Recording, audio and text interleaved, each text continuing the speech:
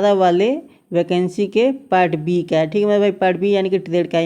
यहाँ पे देखो ये भी पार्ट बी का ही है, 2018 के वैकेंसी का ही है, पार्ट बी का है। तो अगर आप देखते हो तो यहाँ पे पार्ट बी के बारे में 24 नंबर है ना, किसी का 24 है, किसी का 24.5 है, तो ट्रेड में वो क्वालिफाई होने वाले हैं।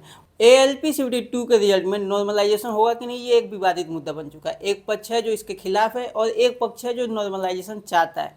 इसके बीच में अगर भाई साहब किसी ने कुछ भी बोला तो इसका मतलब ये है कि एक पक्ष के तो निशाने पर वो आ ही जाएगा, एक तरफ से तो आपको हेट मिलनी ही मिलनी है। ठीक है, हालांकि ये विवाद रेलवे ने खड़ा किया है। आपको पता है कि भाई साहब 19 तारीख को जो एग्जाम हुए उसके पहले जो नोटिस आई थी उसमें नॉर्मलाइजेशन को अवॉइड करने को बोला गया था। 19 तारीख को कुछ कैंडिडेट्स के एग्जाम हुए, रेलवे चाहती तो इनको भी जो है डायरेक्ट बुला सकती थी, सबको ही बोल देती कि आप जाइए, दोबारा से आपके एग्जाम होंगे और नॉर्मलाइजेशन का कोई मुद्दा ही नहीं होता। पर क्योंकि 19 तारीख को एग्जाम हुआ, अगर आप अपने पक्ष को हटा के, है ना तो अपना फ़ायदा और ना ही अपना लॉस सोच के अगर एक साइड में हट के आप चीज़ों को देखो तो आपको ये बात तो आप मानेंगे, अगर आप पढ़ते हैं अच्छे से, आप चीज़ों को एनालाइज कर रहे हैं तो आप इस चीज़ को तो मानेंगे कि 19 तारीख को जो एग्ज़ाम हुआ, जिस भी RRB बोर्ड में एग्ज़ाम हुए, उन RRB बोर्ड के जो है नॉर्मलाइजेशन तो होने ही है।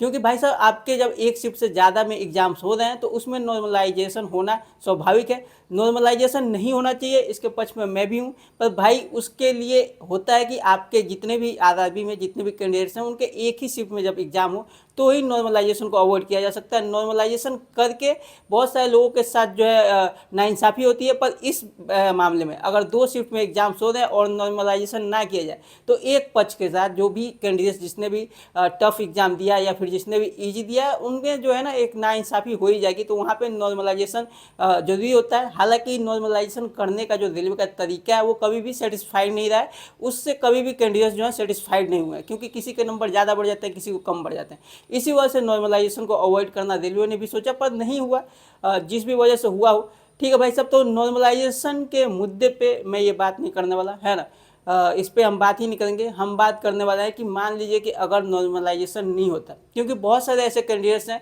मैं बता रहा हूँ, जो रिजल्ट होने के बाद अभी जिनको लग रहा है कि वो क्वालिफाई नहीं कर ट्रेड में, वो क्वालिफाई होने वाले हैं और उनकी प्रिपरेशन इफेक्टेड पड़ रही है, क्योंकि वो रिजल्ट का इंतजार कर रहे हैं। और रिजल्ट आने के बाद अगर आप साइको टेस्ट की प्रिपरेशन कर रहे हो तो आप कहीं ना कहीं पीछे रह जाओगे उन लड़कों से जो अभी से अपनी तैयारी में लगे हुए हैं, है ना। तो मैं नहीं चाहता ऐसे कैंडिडेट के साथ कि ऐसी चीज़ें हो। आपको जो है, देखिए मैंने एक लड़के से बात करी थी और अच्छा खासा उसका नंबर 26 से ऊपर है, लेकिन उसका 26.25 चाहिए, उससे कम था।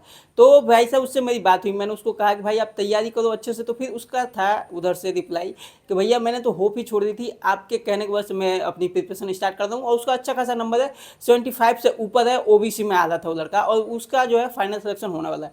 तो अगर वो लड़का लेट से अपनी प्रिपरेशन स्टार्ट करे तो अब वो अपना एक चांस खो रहा है मेरे भाई। और मैं नहीं चाहता कि ऐसे लड़के जिनका रिजल्ट आने के बाद वो क्वालिफाई कर जाएंगे ट्रेड में, वो अपना चांस खो दे, है ना।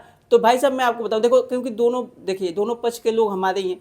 जिनका रिजल्ट हो रहा है भाई साहब वो भी हमारे ही भाई हैं, और जिनका रिजल्ट नहीं हुआ वो भी हमारे ही भाई हैं, और हमें दोनों को साथ में लेकर चलना है भाई साहब। तो मैं आपको बताऊं, देखो जिसका रिजल्ट हो सकता है उनको तो अपनी प्रिपरेशन करनी चाहिए, और ये वीडियो उन्हीं पे है कि जिनका रिजल्ट हो सकता है। कैसे रिजल्ट होगा मैं भाई साहब, देखिए ऑब्जेक्शन रेज हुआ है, और ऑब्जेक्शन रेज होने पे आपके जिसने भी क्वेश्चन अटेम्प्ट किए होंगे, जिन्होंने नहीं अटेम्प्ट किए होंगे, जिनके अटेम्प्ट किए होंगे क्वेश्चन सही होंगे उनके नंबर बढ़ेंगे, जिन्होंने नहीं अटेम्प्ट किए होंगे उसका कोई फर्क नहीं पड़ेगा, जो क्वेश्चन गलत हो या फिर सही हो, अगर उसने अटेम्प्ट ही नहीं किया उस क्वेश्चन को तो उनके पे कोई फर्क नहीं पड़ने वाला। ठीक है, और किसी ने गलत क्वेश्चन को जो है अटेम्प्ट, मतलब किसी क्वेश्चन का गलत आंसर दे दिया, रेलवे ने उसको सही कर दिया तो उनके माइनस में भी नंबर हो जाएंगे। तो इन बातों पर तो वो रेलवे पे सही गलत पे डिफेंड करेगा। ठीक है, हम बात करेंगे उस पर जो क्वेश्चन इनवैलिड हो जाते हैं, जो रेलवे जो है अपने तरफ से इग्नोर कर देती है, और वो होते ही होते हैं। तो मैं कुछ रिजल्ट दिखा के आपको उन चीज़ों को एक्सप्लेन करना चाहता हूँ कि कौन से लड़के हैं अगर नॉर्मलाइजेशन ना भी हो। ठीक है भाई साहब, ये एक उम्मीद लेके चल रहे हैं, उम्मीद नहीं मतलब मैं अज्यूम करके चल रहा हूँ कि अगर ना हो। ठीक है, इस पर भी कुछ लड़के ऑफेंड हो जाते हैं, तो ऑफेंड ना हो भाई, क्योंकि मेरी ये इतना भी रीच नहीं है कि रेलवे तक मेरी बातें पहुँच जाए और मेरा सुन के वो नॉर्मलाइजेशन ना करे या फिर कर दे, है ना। हम बात करेंगे एक लेके चलेंगे कि मान लो अगर नॉर्मलाइजेशन नहीं होता तो भी कुछ कैंडिडेट्स हैं जो क्वालिफाई हो जाएंगे। ठीक है, तो इस पर हम बात करेंगे। ये रेलवे के एग्जाम के स्कोर कार्ड हैं, डिफरेंट एग्जाम के स्कोर कार्ड्स हैं। इसमें ALP CBT 2 के पार्ट बी का भी स्कोर कार्ड है। हर एक डिटेल में हम बात करेंगे, आप चीज़ों को थोड़ा सा समझने की कोशिश करिएगा। ये मैं क्यों दिखा रहा हूँ, आपके एग्जाम से ही रिलेटेड है सारी चीज़ें, आप यहाँ पे देखेंगे। सबसे पहले जो स्कोर कार्ड है मेरे भाई, ये है आपके टेक्नीशियन ग्रेड 1 का। ठीक है, अभी 2024 वाला जो हुआ टेक्नीशियन ग्रेड 1 का, और इस स्कोर कार्ड में अगर आप देखते हो तो यहाँ पे आपको देखने को मिलेगा कि रेलवे की तरफ से 6 क्वेश्चन को इग्नोर किया गया है। ठीक है मेरे भाई, 6 क्वेश्चन इग्नोर किए गए हैं। यहाँ पे आप देखो 6 क्वेश्चन इग्नोर हुआ है। इसके बाद वाले स्कोर कार्ड में अगर हम देखें, ये स्कोर कार्ड है मेरे भाई साहब, ये ग्रुप डी के एग्जाम का है। ठीक है, जो ग्रुप डी का हुआ था, यहाँ पे 98 वैलिड क्वेश्चन है, और अगर 98 वैलिड क्वेश्चन है तो इसका मतलब 2 क्वेश्चन को इग्नोर किया गया। टोटल 100 क्वेश्चन का पेपर होता है। ठीक है, 2 क्वेश्चन यहाँ पे इग्नोर हुए हैं। इसके बाद अगर आप आते हो तो यहाँ पे आप देखो, ये आपके ALP CBT 1 का ही है, और यहाँ पे आप देखो 1 क्वेश्चन को इग्नोर किया गया है मेरे भाई। ठीक है, इसके बाद आप देखिए यहाँ पे, ये तो सेम ही है स्कोर कार्ड हो गया। यहाँ पे देखिए ये आपके ALP 2018 वाले वैकेंसी के पार्ट बी का है। ठीक है मेरे भाई, पार्ट बी यानी कि ट्रेड का है। यहाँ पे आप देख सकते हो इसका ट्रेड भी, इस पर हम बात करेंगे। इसके नीचे आप आइए। ठीक है, तो ये गोरखपुर का ही है, और यहाँ पे अगर आप देख लो तो यहाँ पे 5 क्वेश्चन को इग्नोर किया गया मेरे भाई। ठीक है, 5 क्वेश्चन इग्नोर किया गया, रेलवे की तरफ से इग्नोर किए गए। इसके बाद एक और यहाँ पे देखो, ये भी पार्ट बी का ही है, और यहाँ पे 3 क्वेश्चन इग्नोर किया गया। ये 2018 के वैकेंसी का ही है, पार्ट बी का है। ठीक है, ट्रेड का है, और यहाँ पे आप देख लो कि 3 क्वेश्चन, इसको मैं क्लियर कर दूँ, यहाँ पे 3 क्वेश्चन इग्नोर किए गए। तो ये क्यों दिखा दूँ मेरे भाई आपको, इस पर हम बात करेंगे। इस स्कोर कार्ड पे ना मैं डिटेल में आपको बताऊंगा। पहले एक चीज़ और देखो, रेलवे के नोटिफिकेशन में अगर आप देखते हो तो यहाँ पे पार्ट बी के बारे में सारी चीज़ें डिटेल में दी गई हैं, जिसके बारे में हम बात कर रहे हैं, जिसके बारे में हम चर्चा कर रहे हैं, और यहीं पे मैटर सारा फंस रहा है। तो यहाँ पे अगर आप देखोगे डिटेल में क्या चीज़ें लिखी गई हैं, यहाँ पे लिखा गया है कि पार्ट बी जो है वो आपके क्वालिफाइंग नेचर का है। ठीक है मेरे भाई, ये चीज़ें आपको पता है, मुझे पता है कि आपको पता है, पर एक बार सुन लो। ठीक है, आपके काम की है, थोड़ा सा डिटेल में हम जा रहे हैं ना। और यहाँ पे परसेंटेज जो है आपका चाहिए कितना परसेंट पास होने के लिए, वो चाहिए आपको 35%। क्वेश्चन कितने होते हैं आपके, 75। ठीक है, 75 का 35% अगर आप निकालते हो, 75 का 35% निकालते हो तो होता है 26.25 मेरे भाई। ठीक है, पर यहाँ पे कहीं पे भी नहीं लिखा गया कि आपको इतना चाहिए। 26.25 इन्होंने नहीं लिखा। इन्होंने क्या लिखा है, इन्होंने लिखा है कि आपको चाहिए मेरे भाई साहब 35%। परसेंटेज में बात की गई है, ना कि नंबर्स में बात करी गई है। अब नंबर, ये परसेंटेज चाहिए कितना, जितना वैलिड क्वेश्चन हो, जितना वैलिड क्वेश्चन हो उसका चाहिए। तो अब देखो मेरे भाई, ये स्कोर कार्ड है ALP CBT 2 पार्ट बी का 2018 वाले। यहाँ पे डेट भी देख सकते हो कब का जनरेट किया गया है। यहाँ पे देखो मेरे भाई साहब डेट आप देख लो। ठीक है, बहुत लोगों को विश्वास नहीं होता, तो यहाँ पे देख लो डेट, और इसका ट्रेड वगैरह सब कुछ देख लो, है ना। ट्रेड वगैरह सब कुछ देख लो, नंबर वगैरह सब दिखते हैं। यहाँ पे इग्नोर क्वेश्चन भी जो मैं आपको दिखाया था इतने टाइम से, क्यों दिखा रहा था मेरे भाई, रेलवे के हर पेपर में अगर आप देखोगे कुछ ना कुछ नंबर में क्वेश्चन इग्नोर किए जाते हैं। अब पार्ट बी में जहाँ पे हमने बात कर ली कि 35% चाहिए, आपका 35% चाहिए, वैलिड क्वेश्चन जो होंगे 75 होंगे, तो आपका आएगा 26.25।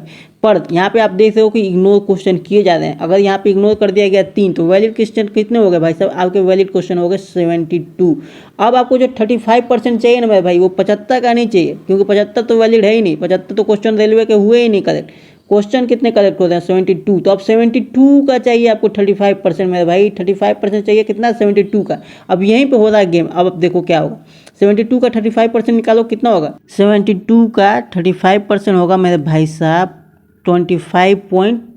ठीक है, तो यहाँ पे आप देखो, यहाँ पे लड़के जो 26 से कम के, अगर 3 क्वेश्चन इग्नोर हो गया, 25.2 का आदमी आ जाएगा, 20 का आदमी जो है वो क्वालिफाई कर जाएगा, है ना। 3 क्वेश्चन इग्नोर हुए तो इतने आ जाएंगे। ऐसे ही अगर 5 क्वेश्चन इग्नोर हो जाते हैं, मान लो आपके हो गए 70। ठीक है, आपने देखा कि 5 क्वेश्चन भी इग्नोर होते हैं। आपने देखा भाई साहब 5 क्वेश्चन भी इग्नोर हो रहे हैं, 6 क्वेश्चन भी कहीं इग्नोर हो रहे हैं, कहीं पे 1 क्वेश्चन भी इग्नोर हो रहा है, कहीं पे 3 क्वेश्चन, कहीं पे 2 क्वेश्चन। ठीक है, तो अब डिपेंड करेगा कि आपके कितने क्वेश्चन रेलवे की तरफ से इग्नोर होते हैं, है ना मेरे भाई। अगर 5 क्वेश्चन इग्नोर हो गए, 5 क्वेश्चन हो गए इग्नोर, तो वैलिड क्वेश्चन हो गए 70, तो 70 का आप 35%, जो कि होगा आपके 24.5, है ना, 24.5। तो अब डिपेंड करता है कि कितने क्वेश्चन इग्नोर होंगे, उसके हिसाब से ये वाले नंबर वाले लड़के आते जाएंगे। आप देखो जितना भी कम है, देखो मैं एक बात बताता हूँ, 26 पॉइंट किसी का 1 है, वो तो आ ही रहा है मेरे भाई, उसका क्वालिफाई होना ही होना है। उसके बाद अगर मान लो 25 पॉइंट समथिंग आ रहा है, 25.25 से ऊपर आ रहा है, मेरे को लगता है इतने नंबर तक के लड़के, ये देखो इतने नंबर तक के लड़के जो है क्वालिफाई कर जाएंगे मुझे लगता है, अगर नॉर्मलाइजेशन ना भी हो, नॉर्मलाइजेशन अगर ना हो। ठीक है, ये बिग स्टेटमेंट है, और नॉर्मलाइजेशन होगा कि नहीं इस पर कोई मैं बात नहीं करता, मैं अज्यूम कर रहा हूँ। ठीक है, मैं भाई साहब तो कोई कमेंट में हेट ना देना मेरे को। ठीक है, मैं चीज़ें बस आपको समझाना चाहता हूँ कि जो लड़के प्रिपेयर कर रहे हैं इस चीज़ के लिए, और इस चीज़ को लेकर डिमोटिवेटेड है कि मेरा नंबर 26.21 आ रहा है या फिर कुछ आ रहा है, 26.25 से कम आ रहा है, या फिर 25.25 आ रहा है, 25.5 आ रहा है, तो डिमोटिवेटेड है भाई। आपको डिमोटिवेटेड नहीं होना, आपको प्रिपरेशन करते रहना है, होप अपनी रखनी है मेरे भाई। होप अभी भी आपकी है ना। तो ये डिपेंड करेगा कि आपके कितने क्वेश्चन इग्नोर हो रहे हैं। और बात अगर की जाए कि किसी का मान लो 24 नंबर है ना, किसी का 24 है, किसी का 24.5 है, तो इनके होंगे कि नहीं, तो इनके चांसेस हैं मेरे भाई साहब, लेकिन अब ये डिपेंड करता है कि कितने क्वेश्चन जो है आपके इग्नोर होते हैं, है ना। तो आप अपने ऑफलाइन मतलब ऑनलाइन तैयारी कर सकते हो, पर फ्री में जहाँ से उपलब्ध हो रहा है वहीं से तैयारी करिए।